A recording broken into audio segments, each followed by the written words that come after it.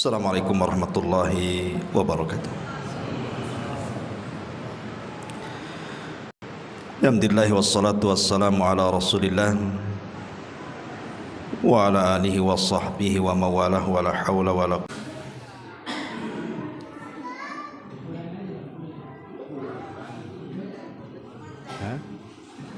Alhamdulillah.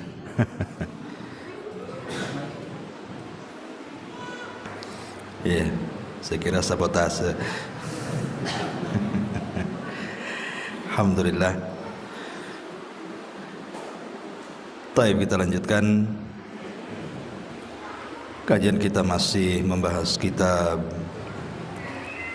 Syarhus Sunnah di Imami Ahli Sunnati wal Jamaah Al-Imam Al-Barbahari rahimahullahu ta'ala. Kita masuk pada perkataan beliau rahimahullahu ta'ala, wala tafarruda bis salati ala ahadin illa Rasulullah sallallahu alaihi wasallam wa ala alihi faqat. Dan tidaklah seseorang menyendirikan dengan salawat kepada salah seorang dan kepada keluarganya saja.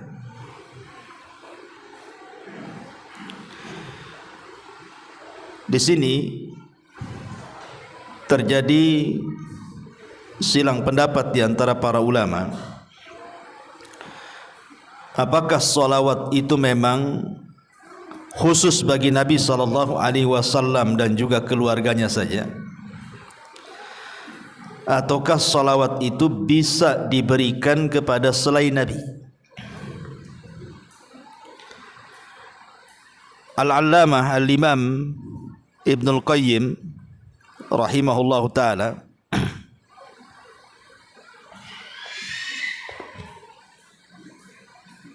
tes satu. Jadi Imam Ibnul Qayyim rahimahullahu ta'ala menyebutkan dalam Jala'ul Afham, di mana beliau menukilkan tentang ijma' para ulama, anna salata ala jami'in nabiyyina masyru'atum minhum Asy-Syaikh Muhyiddin An-Nawawi rahimahullahu ta'ala wa ghairu. Ada kesepakatan atau ijma', konsensus ulama, bahwa mengucapkan salawat kepada seluruh para nabi disyariatkan. Di antara yang berpendapat yang mensyariatkan adalah Al-Imam Muhyiddin atau dikenal dengan Al-Imam An-Nawawi rahimahullahu ta'ala dan yang lainnya. Tetapi ada riwayat Imam Malik bahwa tidak boleh bersalawat kecuali kepada Nabi saja. Imam Malik mengatakan tidak boleh bersalawat kecuali kepada Nabi saja. Inilah yang dikatakan oleh Imam Barbahari. Akan tetapi sebagian ulama mengatakan, seperti Syekh bin Baz rahimahullah ta'ala mengatakan, tidak mengapa seseorang itu bersalawat kepada selain Nabi, seperti mengatakan Allahumma salli ala ali fulan, Allahumma salli ala abi fulan. Kata beliau, la ba'sa, tidak mengapa. Akan tetapi jangan dijadikan syiar. Sekali-kali boleh, tapi jangan dijadikan syiar atau kebiasaan. Karena salawat yang disyariatkan itu hanya diberikan kepada para nabi saja. Adapun kepada selain para nabi, maka itu bentuknya hanya sekedar pujian saja. Dari sini terjadi silang pendapat. Cuman kalau melihat pendapat Imam Al-Barbahari di sini, seolah-olah beliau mengatakan tidak boleh bersalawat kecuali kepada Nabi saja dan kepada keluarganya. Tapi sedikit kita akan bicara seputar salawat. Di dalam Al-Quran, tepatnya pada surah Al-Ahzab 56, Allah Subhanahu wa taala berfirman, "Innallaha wa malaikatahu yusalluna 'alan nabi ya ayyuhalladzina amanu sallu 'alaihi wa sallimu taslima." Sesungguhnya Allah Subhanahu wa taala dan para malaikatnya, mereka bersalawat atas Nabi. Wahai orang-orang yang beriman, bersalawatlah kalian kepada Nabi dan ucapkanlah salam kepadanya. Ketika sebagian para ulama bicara tentang keutamaan Nabi Adam alaihi salatu wassalam, di antara keistimewaan Nabi Adam adalah para malaikat sujud kepada Adam. Ketika Allah Subhanahu wa taala berfirman, "Wa idz qala rabbuka lil malaikati isjudu li Adam fasajadu illa iblis." Dan ketika Rabbmu berkata kepada para malaikat, sujudlah kalian kepada Adam, semua malaikat sujud kepada Adam. Maksudnya di sini sujud penghormatan, bukan sujud ibadah. Ada juga yang mengatakan bahwa sujudnya para malaikat kepada Adam itu bukan kepada jasadnya, tapi kepada ruhnya. Karena yang mulia pada jasad manusia itu bukan jasadnya, tapi ruhnya. Ada juga yang berpendapat sujudnya malaikat itu kepada Adam seolah-olah menjadikan kiblat bagi para malaikat, seperti kita sujud mengarah ke Ka'bah karena kita jadikan kiblat, bukan menyembah Ka'bah. Terlepas daripada takwil para ulama, apa maksud sujudnya para malaikat kepada Adam, yang jelas bukan sujud ibadah. Sehingga sebagian ulama mengatakan, lihat bagaimana Adam dimuliakan dengan sujudnya para malaikat, tapi tidak ada malaikat yang sujud kepada Nabi. Malaikat sujud kepada Adam, tapi tidak sujud kepada Nabi SAW. Kalau begitu Adam lebih mulia dibandingkan Rasul. Kita katakan tidak. Rasul kita Muhammad SAW jauh lebih mulia dibandingkan Adam. Mana dalilnya? Ini dalilnya. Innallaha wa malaikatahu yusalluna 'alan nabi. Sesungguhnya Allah dan para malaikatnya mereka bersalawat kepada Nabi. Secara bahasa, antum yang belajar bahasa Arab, sujudnya para malaikat kepada Adam itu cuma satu kali. Makanya menggunakan fi'lul madhi. Fi'il madhi, fasajadu. Bukan fayasjudu, tapi fasajadu. Artinya sujudnya sudah lampau dan hanya dilakukan satu kali. Tetapi salawatnya Allah kepada para malaikat dan juga para malaikatnya kepada Nabi SAW adalah senantiasa terus menerus. Makanya menggunakan fi'lul mudhari, yusalluna, shalla yusalli, menggunakan fi'il mudhari. Dan fi'il mudhari itu diantara faedahnya adalah al-istimrar, terus menerus. Jadi bukan sekali saja bersalawat, tapi terus menerus bersalawat. Dan salawat lebih afdal, lebih mulia dibandingkan sujud. Ma'asyiral muslimin yang dimuliakan Allah Azza wa Jalla.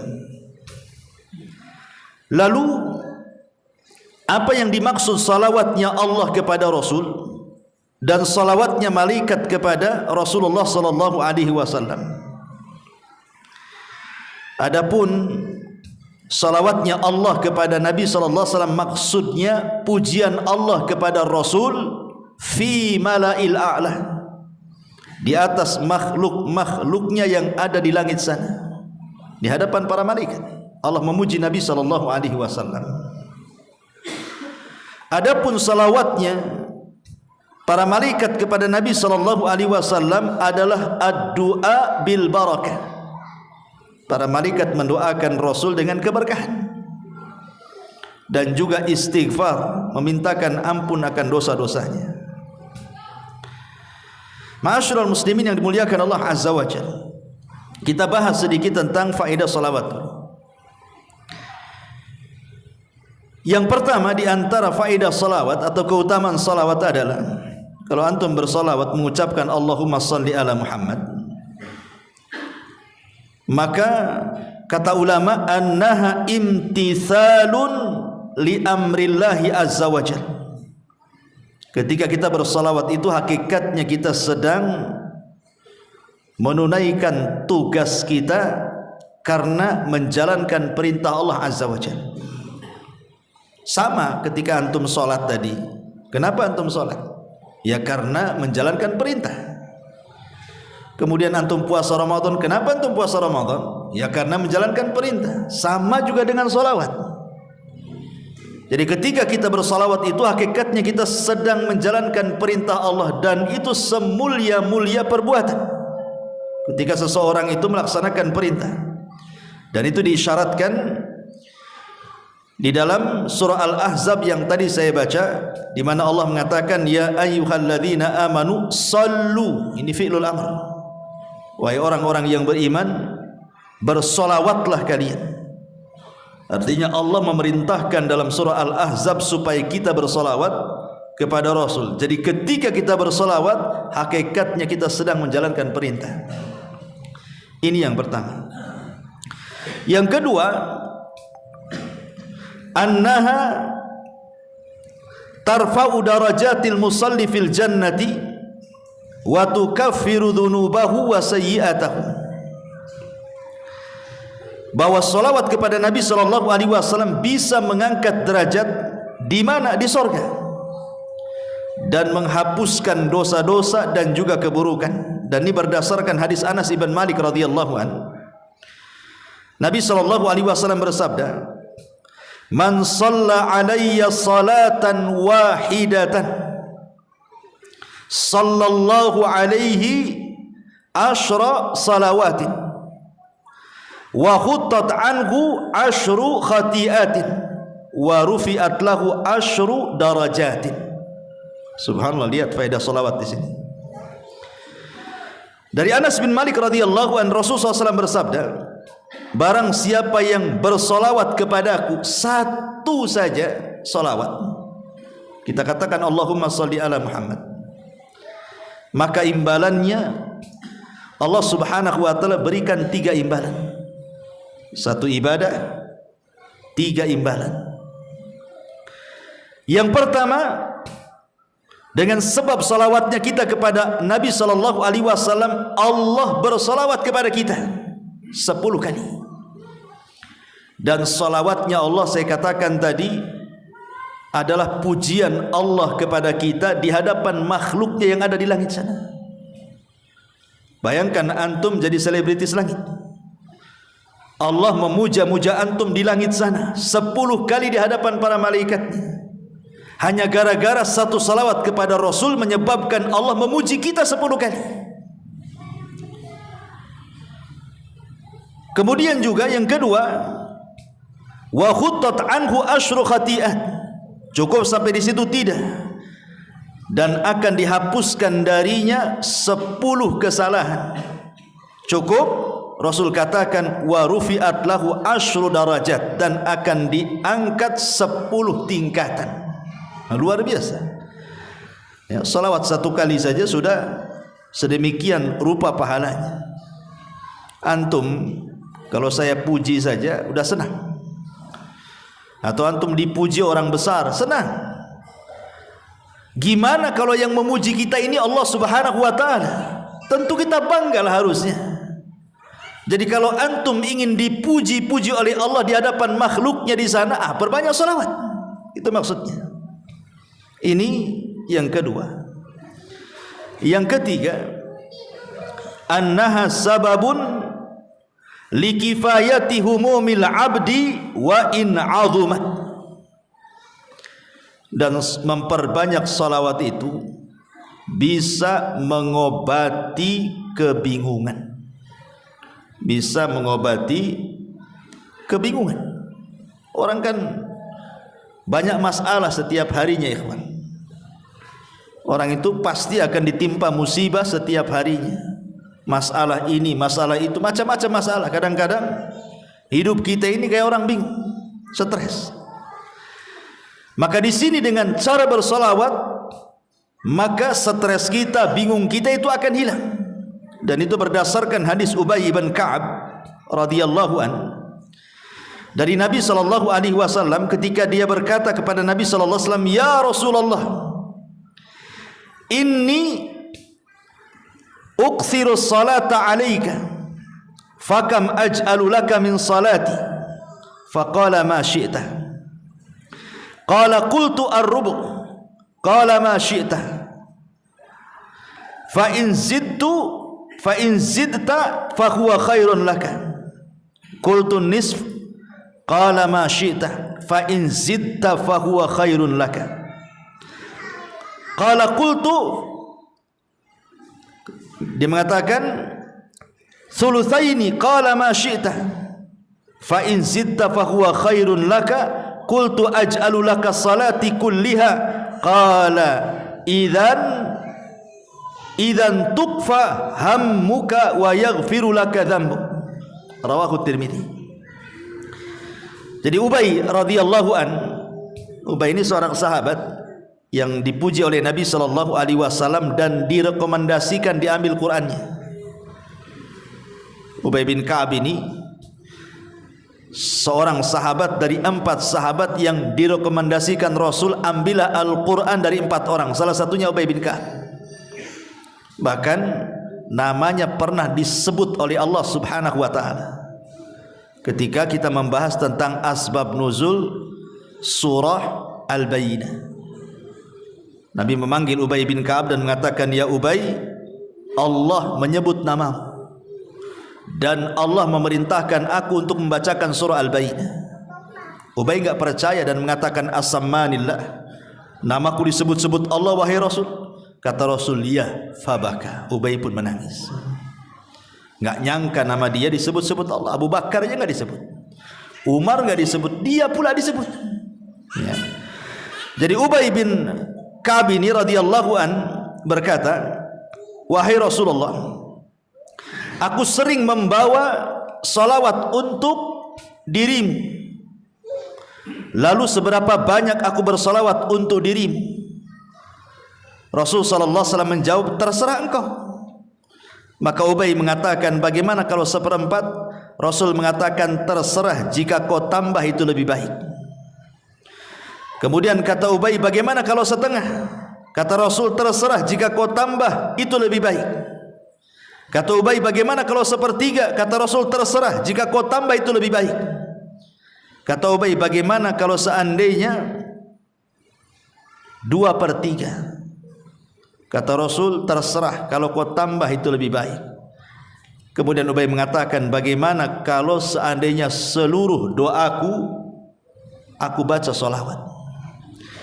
Maka Nabi SAW mengatakan, "Kalau begitu engkau dicukupkan dari dukamu dan dosa-dosamu akan diampuni Allah Subhanahu wa taala." Syahidnya di sini, idzan tufaham.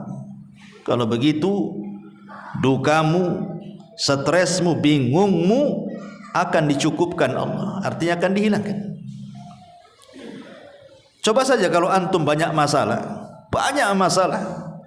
atau ada masalah yang antum tidak bisa keluar dari situ, kayaknya kiamat lah ini karena mungkin masalah yang terlalu berat.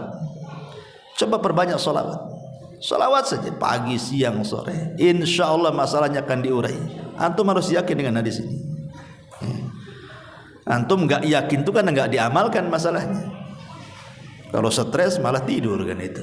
Bangun tidur stres lagi lah. Gitu ya. Taib. Kemudian yang nomor 4, bahwa salawat kepada Nabi sallallahu alaihi wasallam annaha dalla ala mahabbatihi sallallahu alaihi wasallam. Jadi dengan memperbanyak salawat kepada Nabi sallallahu alaihi wasallam menunjukkan bentuk kecintaan kita kepada Rasul. Ingat kata Imam Ghazali rahimahullah dalam kitabnya Ihya Ulumuddin, dia mengatakan, man ahabba syai'an aktsara min dzikri. Kata Imam Ghazali, siapa yang mencintai sesuatu, pasti dia akan banyak menyebut-nyebut sesuatu yang dicintainya itu. Pasti itu. Kalau antum suka sesuatu, pasti akan disebut-sebut. Lah, orang yang cinta kepada Nabi SAW, maka dia akan menyebut-nyebut orang yang dicintainya. Seperti antum cinta istri antum, tidak mungkin antum menyebut-nyebut istri tetangga pula, marahlah istri antum. Ya. Maka kalau seseorang itu cinta dengan Nabi SAW, dalam kaidah Imam Ghazali, man ahabba syai'an aktsara min dzikri. Siapa yang mencintai sesuatu, maka perbanyak menyebutnya. Maka seseorang yang memperbanyak salawat kepada Rasul, itu tanda dia cinta dengan Nabi SAW. Sebab orang yang cinta itu kan senang, dan orang yang senang itu pasti akan menyebut-nyebut orang yang disenanginya. Makanya kisah Laila Majnun, si Majnun ini kalau datang malam hari, dia senang dan menyebut-nyebut pacarnya. Kenapa? Karena malam itu dalam bahasa Arabnya Lailun, dan Lailun itu nama pacarnya si Majnun. Jadi kalau datang malam hari senang dia, karena pacarnya hadir di malam hari. Tapi kalau di siang hari enggak suka, karena bahasa Arab siang itu naharun, bukan nama pacarnya. Makanya dia Majnun, gila. Dia suka malam, tak suka siang. Sampai satu hari si Majnun ini berburu dia. Dari kejauhan adalah kijang atau menjangan gitu ya, dikejar sama dia, dipanah, tepatlah kena kakinya, jatuhlah kijang itu. Diambilnya pisau, udah didekati, tengok matanya, kok matanya sama dengan mata Laila, enggak jadi disembelih, dilepas lagi. Makanya Majnun, gila dia. Ya, hanya gara-gara matanya sama dengan nama pacarnya, tak jadi disembelih. Pergi kamu, katanya, karena matamu sama dengan mata kekasihku. Itu orang-orang cinta kan seperti itu. Lah, orang yang cinta dengan Nabi SAW harusnya seperti itu, menyebut-nyebut namanya. Karena Nabi SAW sendiri mengatakan bahwa seseorang itu tidak dikatakan beriman. La yu'minu ahadukum, kata Rasul, hatta akuna ahabba ilaihi min walidihi wa walidihi wan nasi ajmain. Bahwa aku harus lebih kalian cintai dibandingkan anak kalian, dibandingkan orang tua kalian, bahkan dibandingkan seluruh manusia yang Anda cintai. Rasul harus lebih dicintai. Kalau antum lebih banyak menyebut nama istri, harusnya nama Rasul lebih banyak disebut, gitu maksudnya. Karena Rasul harus lebih dicintai dibandingkan pasangan kita. Ini yang keempat. Yang kelima, annaha sababun linaili syafa'atihi. Bahwa memperbanyak salawat itu sebab seseorang akan mendapatkan syafaat Nabi SAW. Nabi mengatakan dalam sebuah hadis yang dikeluarkan oleh Imam At-Tabrani, "Shalla alaihi ashran man shalla alaihi ashran idza asbah wa ashran idza amsa faza bi syafaatihi." Dari hadis Ruwaifi radhiyallahu anhu, barang siapa yang bersalawat kepada Rasul 10 kali di pagi hari, 10 kali di petang hari, maka dia sudah berhak mendapatkan syafaat Nabi. Dalam hadis yang lain, man qala Allahumma salli ala Muhammadin wa anzilhul maq'adal muqarrab indaka yaumal qiyamah wajabat lahu syafaati. Barang siapa yang mengucapkan, ya Allah, curahkanlah salawat kepada Muhammad dan tempatkanlah dia di tempat yang terdekat di sisimu pada hari kiamat, apa kata Rasul? Wajabat lahu syafaati, maka dia wajib mendapatkan syafaat dariku. Dan ingat, di akhirat itu yang dibutuhkan untuk menyelamatkan kita cuma 2. Pertama, syafaat. Yang kedua, rahmat. ketika syafaat sudah tidak ada lagi, maka yang tersisa adalah rahmat Allah Subhanahu wa taala. Makanya ada orang-orang yang tidak mendapatkan syafaat karena sudah habis syafaatnya. Dia tidak mendapatkan syafaat sementara dia masih dalam neraka. Akhirnya Allah selamatkan dia dari neraka bukan karena syafaat, tapi karena Arhamur Rahimin, rahmat Allah Subhanahu wa taala. Jadi syafaat itu sangat penting sekali di akhirat. Lah salah satu mendapatkan syafaat adalah orang yang memperbanyak salawat kepada Nabi sallallahu alaihi wasallam. Ini yang kelima. Yang keenam, anna aulan nas bihi, orang yang paling berhak dengan Nabi sallallahu alaihi wasallam, bahkan aqrabuhum minhu yaumal qiyamah, yang paling dekat kedudukannya pada hari kiamat, aktsaruhum salatan alaihi, orang yang paling banyak mengucapkan salawat kepada Nabi sallallahu alaihi wasallam. Dan ini berdasarkan hadis aulan nas bi yaumal qiyamah aktsaruhum alayya salatan. Manusia yang paling berhak dan dekat denganku pada hari kiamat adalah orang-orang yang memperbanyak salawat di dunia. Ikhwatu fiddin, muliakan Allah Azza wa Jalla. Di zaman Nabi sallallahu alaihi wasallam masih hidup, sahabat itu ingin dekat dengan Nabi sallallahu alaihi wasallam, bahkan ingin menyentuh, bahkan mengambil sebagian dari jasad Nabi sallallahu alaihi wasallam, seperti rambutnya disimpan dijadikan tabaruk berkah. Kadang-kadang Rasul meludah, ditangkap ludahnya, dioles-oles ke badannya. Apabila Rasul berwudu, bekas wudunya itu sampai perang untuk diambil sisa-sisanya. Bahkan ada seorang sahabat ketika Nabi SAW sedang sakit, kemudian dia minta qisas dan minta dibuka pakaian Rasul, dia pun membukanya, kemudian tidak jadi qisas, hanya ingin menempelkan kulit dia dengan kulit Nabi saja. Karena keinginan kedekatan para sahabat dengan Nabi, gitu maksudnya. Lah, kita ini tidak hidup di zaman Nabi. Tapi apakah mustahil kita ini bisa dekat dengan Nabi? Tidak. Bahkan ini sesuatu yang mungkin. Kapan itu? Ya kelak pada hari kiamat. Kapan lagi? Di dunia enggak mungkin kita ketemu dengan Nabi. Satu-satunya tempat berjumpa kita dengan Nabi adalah kelak pada hari kiamat. Lah, supaya kita lebih dekat dengan Nabi sallallahu alaihi wasallam, dalam hadis ini aulan nas bi yaumal qiyamah aktsaruhum salatan. Orang yang paling dekat dengan Nabi adalah orang yang paling banyak salawatnya kepada Nabi sallallahu alaihi wasallam. Ini yang nomor 5. Nomor 6, inna salatal abdi wa salamahu tu'radu ala nabihi fi qabri.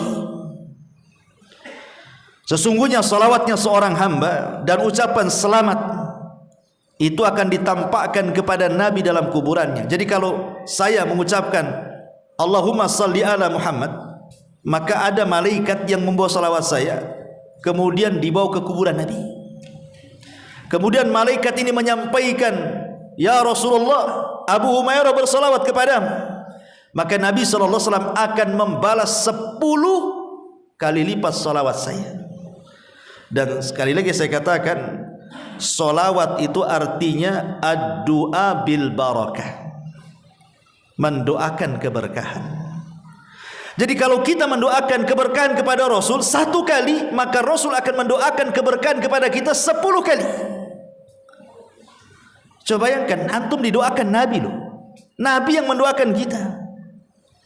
Makanya ada anak kecil Rabi'ah al-Aslami radhiyallahu anhu, belum balik di zaman Nabi. Rabi'ah al-Aslami ini dia suka membantu Nabi. Dia kalau malam sepertiga malam dia siapkan air. Belum balik anak ini, tapi rajin kemudian menyiapkan apapun yang dikehendaki Nabi SAW di malam hari. Akhirnya Rasul pun iba dengan anak ini. Kemudian satu hari dipanggilnya dan mengatakan, ya Rabi'ah, mintalah sesuatu aku akan beri. Ya kalau anak-anak di zaman sekarang ya pasti minta handphone lah sama Nabi. Itu ya kan, minta apa lagi, minta mainan kan. Tapi anak-anak di zaman itu bukan itu yang diminta. Anak ini belum balik, masih kecil, tiba-tiba mengatakan, jadikan aku temanmu di sorga, katanya. Inni uridu murafaqata fil jannah, jadikan aku temanmu di sorga. Lah anak kecil lo ngomong begitu lo, belum balik ini, ingin menjadi teman Nabi SAW di sorga. Kemudian Nabi SAW mengatakan, kalau begitu bantu aku supaya keinginanmu tercapai. Dengan cara apa? Perbanyaklah kau sujud. Perbanyaklah kau sujud, maksudnya perbanyak solat supaya cita-citamu tercapai satu sorga denganku, gitu maksudnya. Ini anak belum balik kan, luar biasa tuh permintaannya. Maksudnya di sini dengan hadis Rabi' al-Aslami ini, bahwa kalau kita ingin mendapatkan kemuliaan, maka salah satunya adalah meminta doa Nabi Sallallahu Alaihi Wasallam. Lah caranya gimana? Nabi sudah nggak ada. Kalau kita datang ke kuburannya juga mustahil. Mau ngomong apa di kuburannya? Maka yang memungkinkan adalah salah satunya cukup antum di rumah, di masjid, di jalan, bagi ibu-ibu mungkin di dapur, terserah di mana saja. Cukup mengucapkan salawat Allahumma salli ala Muhammad. Salawat kita dibawa malaikat sampai ke kuburan Nabi, disampaikan. Habis itu Nabi SAW mendoakan kita 10 kali lipat dari salawat kita. Kita mendoakan kebaikan kepada Rasul 1 kali, Rasul mendoakan keberkahan 10 kali. Coba bayangkan, luar biasa ya, ya. Itulah keajaiban salawat. Taib asyrul muslimin yang dimuliakan Allah Azza wa Jalla. Kemudian nomor 7, annaha sababun fi istijabatid du'ai, bahwa salawat itu sebab seseorang bisa memungkinkan untuk cepat dikabulkan setiap permintaannya. Dari Fadalah ibn Ubaid radhiyallahu an, dia mengatakan, Nabi SAW satu hari mendengar ada seseorang dalam solatnya, dia tidak bersolawat kepada Nabi SAW. Jadi ada orang solat kemudian berdoa, Nabi dengar, tapi dalam doanya tidak menyertakan solawat. Jadi sami'an Nabi SAW rajulan yad'u fi salatihi falam yusalli ala Nabi. Apa kata Nabi SAW? Ajilah hada, tergesa-gesa orang ini dalam berdoa.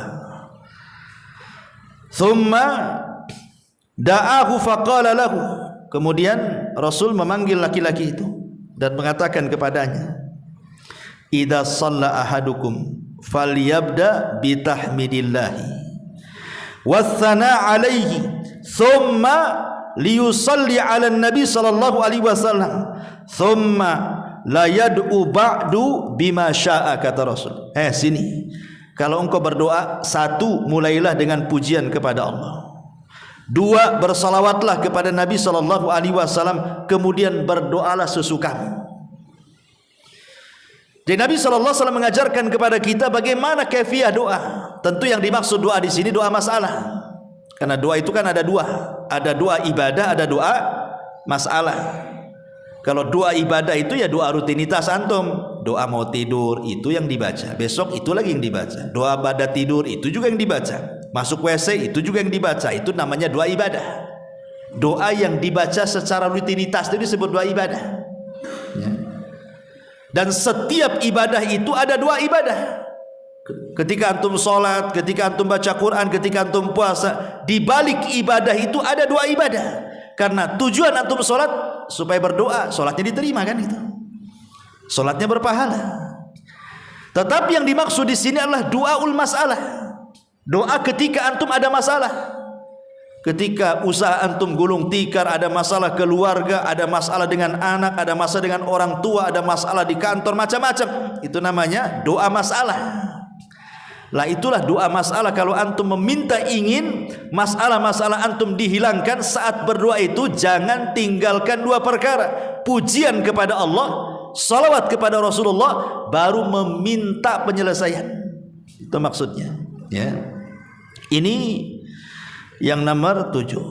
Nomor 8, annaha min alamati tauqirihi sallallahu alaihi wasallam wa min dalailil iman. Jadi memperbanyak salawat Itu tanda kita ini menghormati Nabi, memuliakan Nabi SAW, dan itu dalil dari keimanan kita kepada Nabi SAW.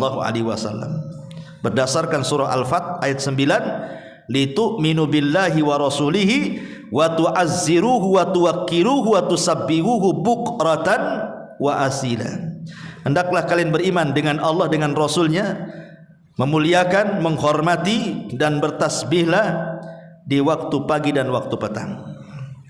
Kemudian yang nomor 10, annaha sababun li tayyibil majalis atau li tibil majalis wa alla ta'uda hasratan ala ahliha yaumal qiyamah. Dan salawat kepada Nabi itu untuk memperbaiki majelis, bahkan supaya majelis itu tidak menjadi kerugian kelak pada hari kiamat. Jadi kalau antum ngobrol, sebelum ngobrol entah ngobrol berdua atau bertiga di warung kopi gitu ya, atau antum mungkin ngobrol dengan tetangga di teras atau di manalah, maka jangan lupa selipkan sholawat. Allahumma sholli ala Muhammad, baru ngobrol ya. Karena begini, Nabi SAW mengatakan dalam sebuah hadis, Nabi SAW mengatakan, hadis dari Abi Hurairah radhiyallahu anhu yang disahihkan oleh Syekh Nasiruddin Al-Albani rahimahullah taala, ayyuma qaumin jalasu fa atalul julus thumma tafarraqu qabla an yadhkurullaha aw yusallu ala nabiyhi kanat alaihi tiratan minallahi azza wajalla in syaa'a adzabahum wa in syaa'a ghafara lahum. Tidaklah sekelompok orang duduk-duduk di satu majelis, kemudian mereka bangkit dari majelis tersebut tidak berzikir kepada Allah, tidak membaca salawat kepada Nabi SAW, melainkan majelis itu adalah majelis yang cacat dan kerugian pada hari kiamat. Kalau Allah mau, Allah akan azab gara-gara majelis itu, dan kalau Allah mau, Allah ampuni gara-gara majelis itu. Bayangkan ya, orang kalau bermajlis, duduk bertiga, berempat atau rame-rame, kemudian antum baca salawat, maka pahalanya luar biasa. Majlis itu jadi berkah. Majlis yang tidak berkah jadi berkah. Itu kan kebaikan luar biasa. Kemudian yang nomor 11, annaha sababun lisabati ala sirat. Memperbanyak salawat adalah sebab seseorang itu akan mampu menyeberangi titian siratal mustaqim. Dalam hadis yang panjang, kata Nabi SAW, wa ra'aitu rajulan min ummati yazhafu ala sirat yahbu ahyanan wa yata'allak ahyanan faja'athu salatuhu alayya fa aqamathu ala qadamaihi wa anqadathu. Kata Nabi SAW, aku melihat orang yang sedang melewati titian itu. Terkadang dia jatuh, terkadang terbangun, jatuh lagi, terbangun lagi. Tiba-tiba datang solawatnya. Ketika di dunia banyak bersolawat, nanti solawat itu akan datang pada hari kiamat dan akan berdirikan kita ketika jatuh. Dia yang akan memapah kita dan akan menyelamatkan kita dari titian siratal mustaqim. Fa'anqadathu, solawat itu akan menyelamatkan kita dan akan melalukan kita dari titian siratal mustaqim. Subhanallah, luar biasa. Ingat, 3 tempat orang itu tidak akan bicara pada hari kiamat. Kenapa? Karena orang itu sibuk masing-masing, tidak mungkin ingat orang lain. Kata Aisyah radhiyallahu anha, ketika Nabi SAW berada di pangkuan pahanya kemudian tertidur, Aisyah menatap wajah Nabi. Ketika ditatapnya, tiba-tiba Aisyah menangis. Tetesan air matanya menetes persis di pipi Nabi. Sontak Nabi bangun, duduk, ditatapnya Aisyah. Kemudian mengatakan, ya Aisyah, lima tabki wa lima dum. Kenapa kau menangis dan apa itu air mata yang kau lelehkan dari pipimu? Maka Aisyah radhiyallahu anha mengatakan, ya Rasulullah, tadzakartu yaumal qiyamah. Rasul, ketika aku melihat wajahmu, aku teringat hari kiamat. Hal tadhkuru bi ahlika yaumal qiyamah. Masih ingatkah engkau wahai Rasul kelak pada hari kiamat dengan istrimu, dengan keluargamu? Ataukah sudah lupa dengan kami semuanya? Maka Nabi SAW mengatakan, amma fi thalathati mawatin fala yadhkuru ahadun ahada. Adapun di 3 tempat orang tidak mungkin ingat siapapun. Kemudian Nabi SAW mengatakan, 1 di tempat penyeberangan, titian Siratal Mustaqim, orang tidak akan ingat siapapun. Yang diingatnya bagaimana caranya dia bisa nyeberang dari situ. Yang kedua, inda tatayur suhuf, ketika lembaran diterbangkan, orang tidak akan ingat siapapun sampai dia mampu mengambil catatannya dengan tangan kanannya dan tidak dengan tangan kirinya. Kemudian yang ketiga, indal mawazin, saat di tempat penimbangan amal, orang tidak akan ingat siapapun sampai betul-betul kebaikannya lebih berat dibandingkan keburukannya. Artinya bahwa ketika seseorang tidak ingat apapun saat menyeberang titian Siratal Mustaqim, berarti kondisi menyeberang itu sangat menakutkan karena fokus dia, nggak ingat siapapun. Makanya Nabi SAW ketika menyeberang titian itu, beliau berdiri di ujung titian. Setiap ada umatnya yang lewat, dia mengatakan, Rabbi salim salim, ya Rabb selamatkan dia, selamatkan dia. Karena hari itu tidak ada yang bicara kecuali Nabi. Nah, salah satu yang bisa menetapkan perjalanan kita di titian itu adalah dengan memperbanyak salawat kepada Nabi SAW. Kemudian yang nomor 12, annallaha yukhrijul musalli ala nabihi minadh dhulumati ilan nur, bahwa dengan memperbanyak salawat kepada Nabi sama dengan Anda dikeluarkan dari kegelapan menuju cahaya. Dan itu berdasarkan firman Allah Azza wa Jalla, huwallazi yusalli alaikum wa malaikatahu liyukhrijakum minadh dhulumati ilan nur. Dialah yang bersalawat kepada kalian dan para malaikatnya untuk mengeluarkan kalian dari kegelapan menuju cahaya. Maksudnya dari kesesatan kepada petunjuk, ya, dari tidak tahu menau, kejahilan kepada ilmu. Jadi memperbanyak salawat itu mencerdaskan, ya. Kemudian juga yang nomor 13, annaha sababun li ibqa'i dzikril hasanil abdi, bahwa dengan bersalawat itu menyebabkan tetapnya penyebutan kebaikan kepada seorang hamba. Dan tadi saya sudah sebutkan, orang yang banyak bersalawat, Allah akan sebutkan kita di hadapan para malaikatnya dengan kebaikan. Dan itu kebanggaan bagi kita. Allah memuji kita loh di hadapan para malaikat, ya.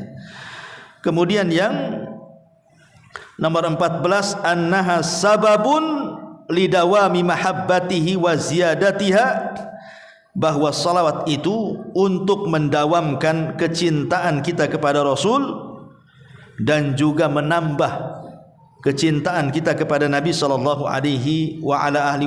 termasuk juga sebab seseorang itu tidak dianggap bakhil. Mungkin dalam benak kita ketika bicara soal bakhil, pasti konotasinya orang itu kalau kita mau pinjam uang tak kasih, bakhil dia. Pinjam modal tak kasih, bakhil itu. Itu kaya tapi tak pernah kasih orang. Itu mungkin konotasi kalau kita bicara soal bakhil. Tetapi sebenarnya di sana ada orang yang dikatakan sangat bakhil, lebih bakhil daripada orang tak pernah bantu orang. Apa itu? Ketika disebutkan nama Nabi, antum tidak bersalawat. Maka kata Rasul itu abkhaluna, sebakhil-bakhilnya manusia. Apabila nama Rasul disebut, antum diam saja. Antum sebakhil-bakhilnya orang bakhil. Ya, orang yang tidak pernah bantu orang padahal dia mampu itu dikatakan bakhil. Tapi ini bukan sebakhil-bakhilnya orang bakhil. Tapi sebakhil-bakhilnya orang bakhil ketika antum tidak mau menyebut nama Nabi atau mendengar nama Nabi tapi tidak mau menjawab salawatnya. Na'udzubillah. Ya, sudah azan. Subhanallah bihamdika, asyhadu an la ilaha illa anta, astaghfiruka wa atubu ilaik. Allahu ta'ala. Assalamualaikum warahmatullahi wabarakatuh.